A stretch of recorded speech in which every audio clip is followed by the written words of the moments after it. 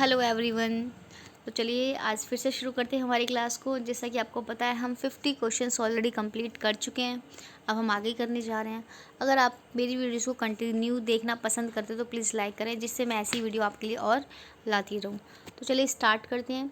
50 questions approx हम कर चुके थे लास्ट क्लास में। अगर आपने वो वीडियो नहीं देखी जाके तो आप मेरे चैनल पर जाके देख सकते हो। आज का क्वेश्चन है हमारा क्वेश्चन नंबर 50।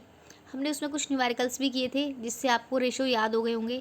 अभी हमारा रेशो वाला ही टॉपिक चल रहा है, क्योंकि रेशो में से ज़्यादा क्वेश्चन आने के चांसेस हैं। न्यूमेरिकल भी और थ्योरी भी, वो कुछ भी पूछ सकता है और उसमें से क्वेश्चन भी बहुत सारे बनने को हैं, क्योंकि कम से कम 20-25 क्या है हमारे रेशो के फॉर्मूले हैं।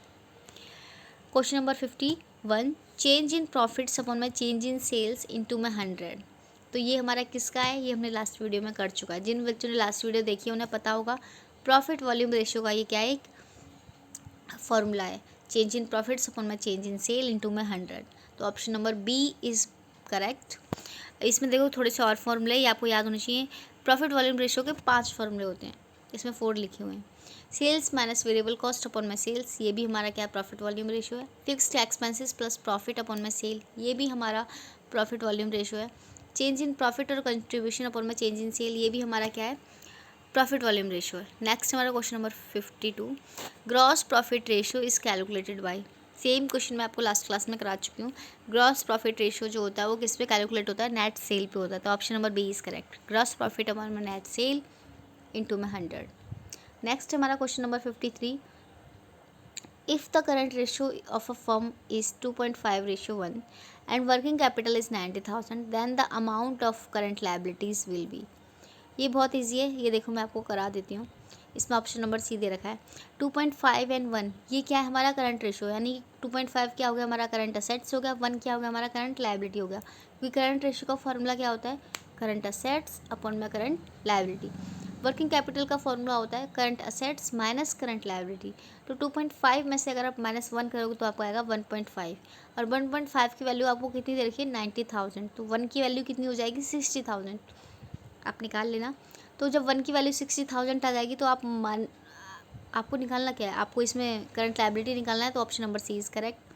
अगर इसकी जगह आपको अगर करंट असेट्स निकालना होता तो 1 की वैल्यू 60,000 थी, आप उसे 2.5 से मल्टीप्लाई कर देते, आपकी करंट असेट्स आ जाती। आई होप आपको ये क्लियर हो गया होगा। ये देखो ऐसे करके आपको यहाँ पे निकाल भी रखा है। 2.5 में से आप 1.5 माइनस करोगे 1 बचेगा, और 1 की वैल्यू आपकी 60,000 आ जाएगी।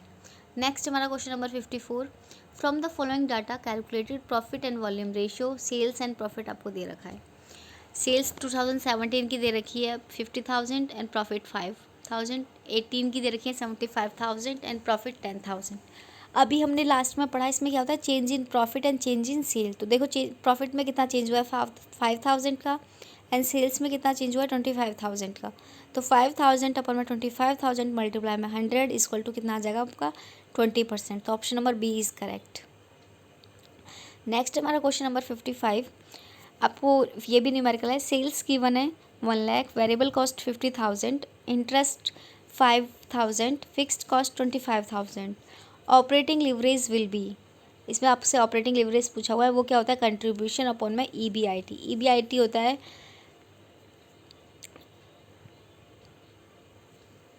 Earning before income tax. ठीक है, इसमें आपको गिवन नहीं है, मैं आपको इसमें ही दिखाने वाली थी। तो ऑपरेटिंग लिवरेज आप निकाल सकते हो। सेल्स माइनस पहले वेरिएबल कॉस्ट करोगे। सेल्स आपके पास कितनी दे रखी है, 1 लाख दे रखी है, minus variable cost 50,000 plus fixed cost 25 यानी 75। 1 लाख में से 75 जाएंगे तो बचेगा 25।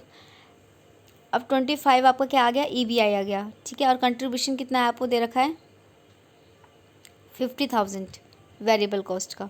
तो आप निकाल सकते हो 50,000 अपॉन में 25,000 अपॉन इक्वल टू 2। तो ऑपरेटिंग लेवरेज इसका आ जाएगा will be 2। Option number B is correct.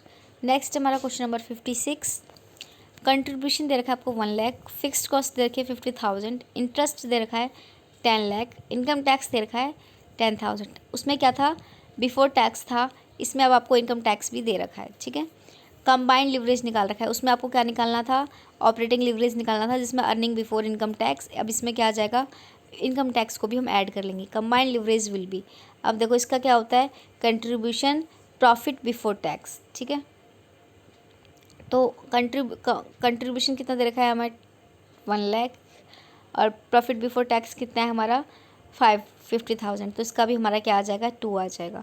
तो combined leverage will be 2। Option number B is correct. Next हमारा question number 57, variance analysis is related to ratio analysis, marginal costing, standard costing, none of this. तो इसका आ जाएगा option number B. जो variance analysis होते हैं वो क्या होते हैं हमारे स्टैंडर्ड कॉस्टिंग से रिलेटेड होते हैं।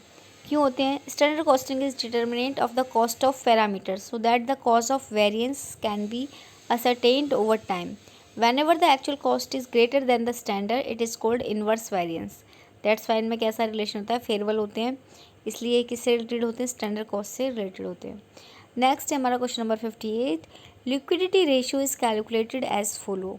जो लिक्विड रेशियो होता है वो कैसे होता है? टोटल असेट्स अपन में टोटल लायबिलिटी, करंट असेट्स अपन में करंट लायबिलिटी, करंट असेट्स अपन में करंट लायबिलिटी क्या है आपका? करंट रेशियो है।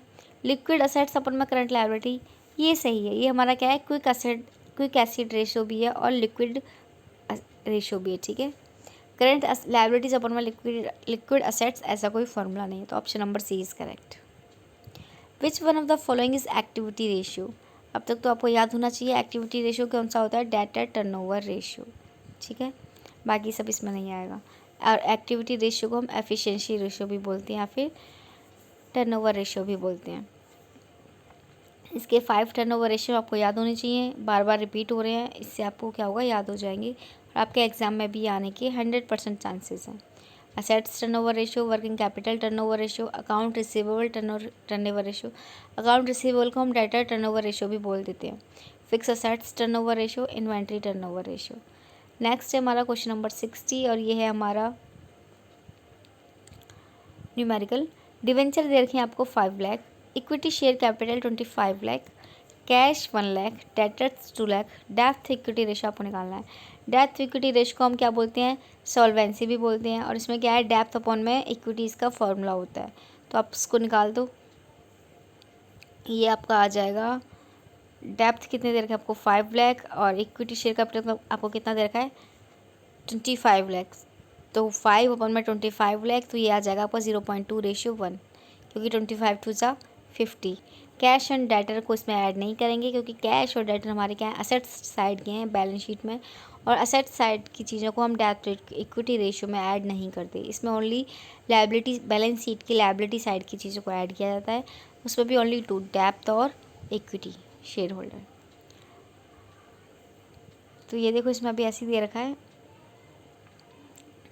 ये हम कर चुके हैं 60 क्वेश्चंस। हमने अपना लास्ट क्वेश्चन कर लिया है। आज की वीडियो में हमने 10 ही क्वेश्चन करने थे। अगर आपको मेरे न्यूमेरिकल्स और क्वेश्चन समझ में आ रहे हैं तो आप प्लीज़ मेरे चैनल को सब्सक्राइब करें, लाइक करें एंड शेयर करें। Bye bye, thank you.